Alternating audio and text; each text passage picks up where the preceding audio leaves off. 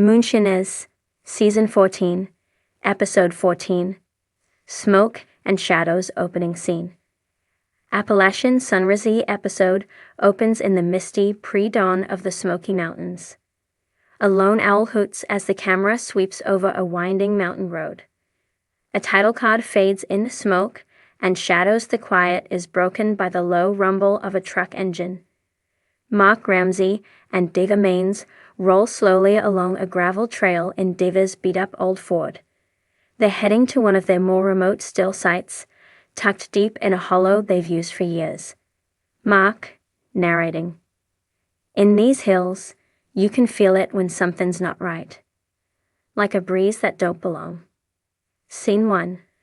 Mark and Digger underwatch the two men park and hike the final few hundred yards on foot, carrying supplies in duffel bags. But when they reach the still, something's off. The ground's been disturbed. Fresh boot prints near the mash barrels. Digger squats to study the prints. Digger, these ain't ours. Somebody been sniffing around. They check the still and mash barrels. Everything's intact, but they spot a glint in the trees. Mark pulls out binoculars. Mark. Trail cam. Damn it.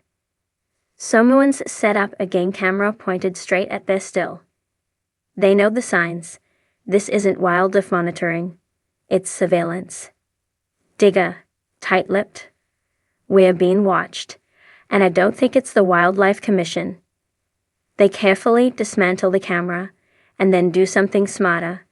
They leave it right where it was, just turned around, pointing back into the woods. Mark. Let's see if they like being watched too. Scene 2. Tim Smith's blast cut to Tim Smith in Climax, Virginia. He's doing a solo run, testing a new propane setup for a faster, cleaner distillation method. Inside a refurbished barn, copper gleams under LED lights. The smell of corn mash fills the air. Tim's proud.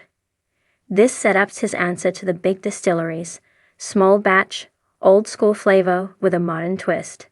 But something's not right. The flames beneath the pot still start licking higher than usual. A pressure valve hisses. He dashes over, twists it. Nothing. Steam whistles. Suddenly, the hose clamps pop off with a burst. Then, boom, a flash of fire erupts from the burner. Tim stumbles back, cursing. Tim, coughing, oh hell, not today. He grabs an extinguisher and fights the blaze. Sparks hit the wood walls, and smoke pours upward. The camera crew drops the boom mic and rushes to help as the fire spreads fast. Outside, Tim dials 911 with one hand and keeps spraying with the other. Flames lick the ceiling before finally retreating under a blanket of foam. When the fire truck arrives, the worst is over, but the barn's smoked out and the equipment is partially melted. Fire chief, to Tim, you're lucky this place didn't blow sky high. Tim, dead serious. Ain't no such thing as luck in moonshine, just lessons that cost a lot. Scene 3. The stakeout back in Tennessee. Mark and Digger set up their own stakeout to figure out who's tailing them. They park a half-mile from the site, deep in the brush, binoculars in hand, sipping from thermoses. Digger, whispering, ain't this something? Us watching somebody watching us. The night drips slowly by.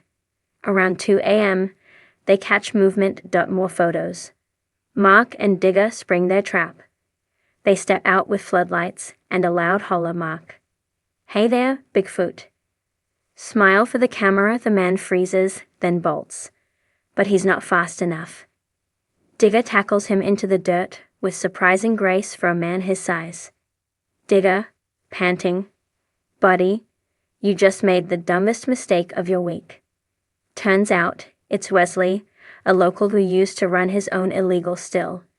Until Mark and Digger's better shine ran him out of business. Bitter and broke, he started surveilling them, hoping to catch something worth turning in. Wesley, defensive. I wasn't gonna snitch. Just wanted insurance. You boys got deep pockets now. Mark, quietly angry. You don't play games like this in our world. You either make liquor, or you shut up about those who do. They send Wesley home with a hard warning. No more games. If they see him again, they won't be so gentle. Scene 4. Picking up the pieces back in climax, Tim surveys the damage. The new propane system is scorched, his stills warped, and the building reeks of smoke. But he's not the kind of man who gives up. Tim, narrating, you don't run from fire. You rebuild from it. That's the difference between a moonshiner and a quitter.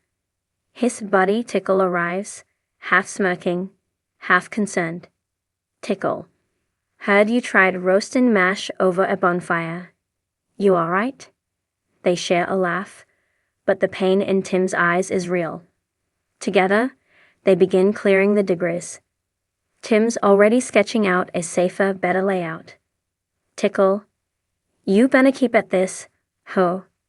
Tim, I didn't come this far to let one fire burn me out.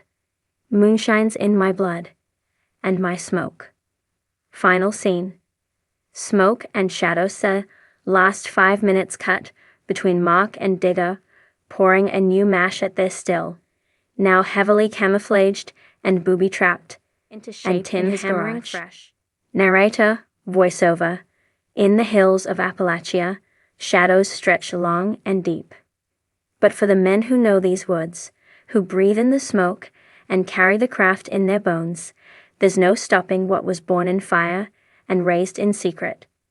Mark, to Digger. They're watching, huh? Let 'em.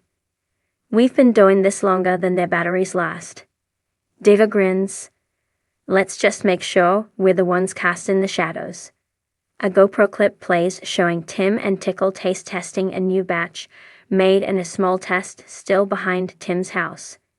In smoke and shadows, the stakes rise for Mark and Digger as hidden surveillance threatens to expose their operation.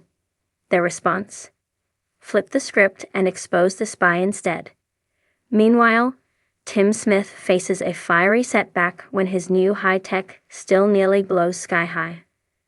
But in true moonshiner fashion, he rises from the ashes, proving once again that grit, fire, and a little bit of corn mash make the strongest spirit of all.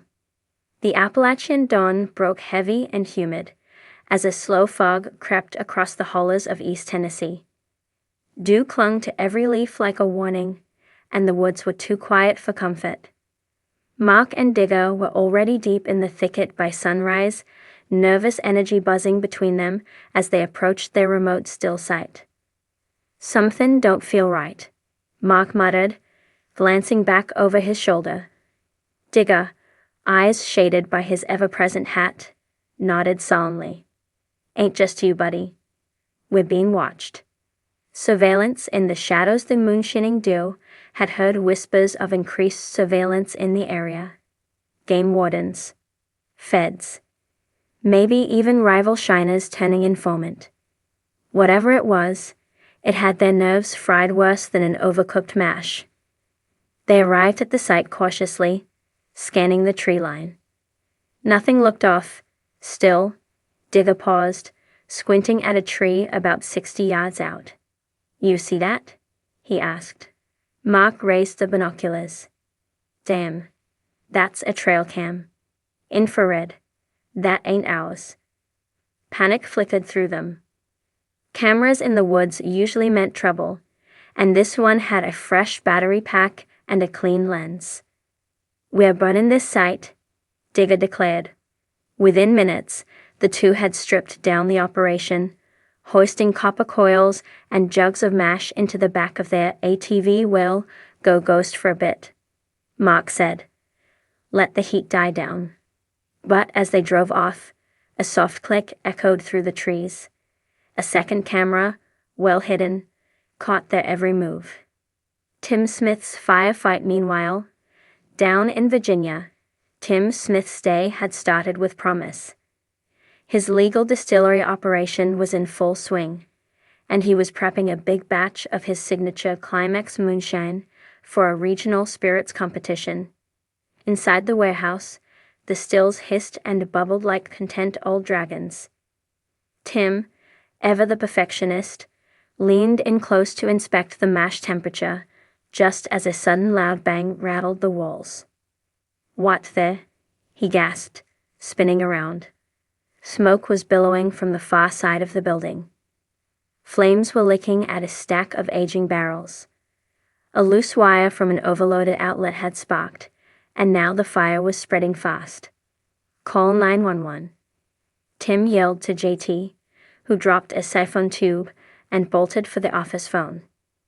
Tim grabbed a nearby fire extinguisher and sprinted toward the blaze. He sprayed foam across the nearest flames, but it was already growing out of control. "Jet the barrels out," he hollered. For the next tense minutes, it was chaos. Foam, smoke, and shouting filled the warehouse. JT and Tim rolled barrels through the side exit, while the sound of sirens grew louder. Just as the fire reached the main mash tank, the fire department burst in, hose lines cutting through the smoke like lifelines. Tim collapsed outside on the gravel, coughing, clothes streaked with soot. "I ain't losing my legacy to a dang faulty plug," he growled.